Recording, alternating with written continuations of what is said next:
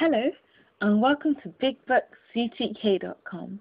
My name is Twain, and today I'm reading from Tom Sawyer by Mark Twain, Chapter 5.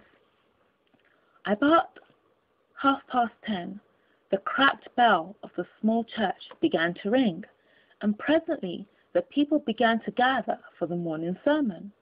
The Sunday school children distributed themselves about the house and occupied pews with their parents, so as to be under supervision.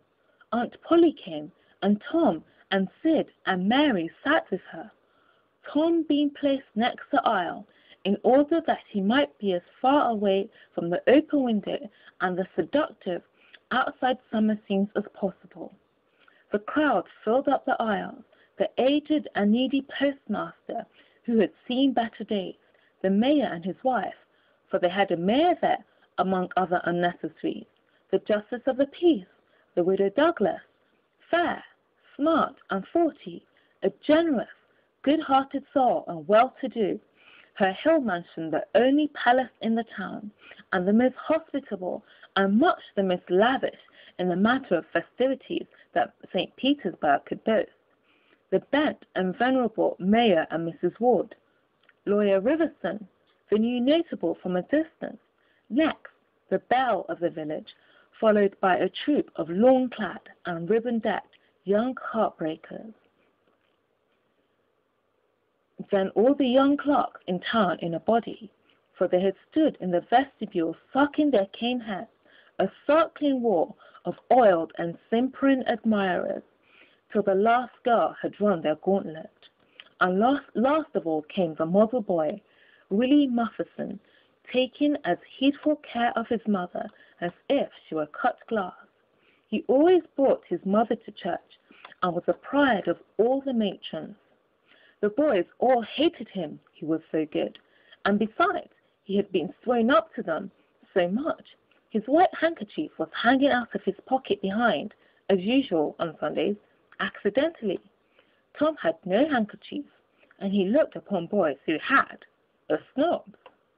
The congregation being fully assembled now, the bell rang once more to warn laggards and stragglers, and then a solemn hush fell upon the church, which was only broken by the tittering and whispering of the choir in the gallery.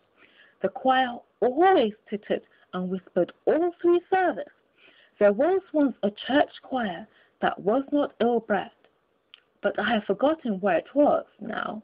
It was a great many years ago, and I can scarcely remember anything about it, but I think it was in some foreign country.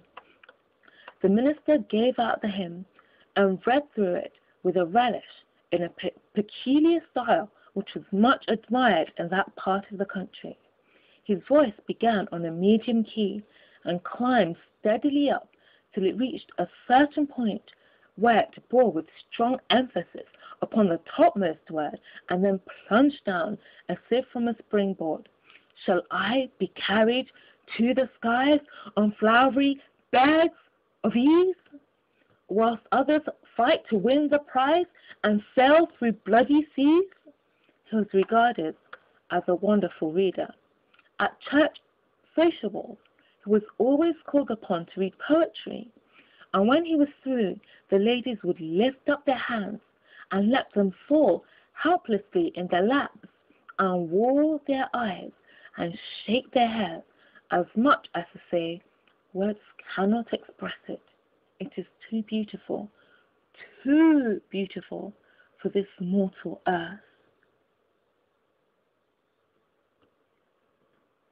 Thank you very much for watching. You've been listening to Tom Sawyer by Mark Twain. My name is Twain, and this is BigBookCTK.com. Thank you very much, and bye for now.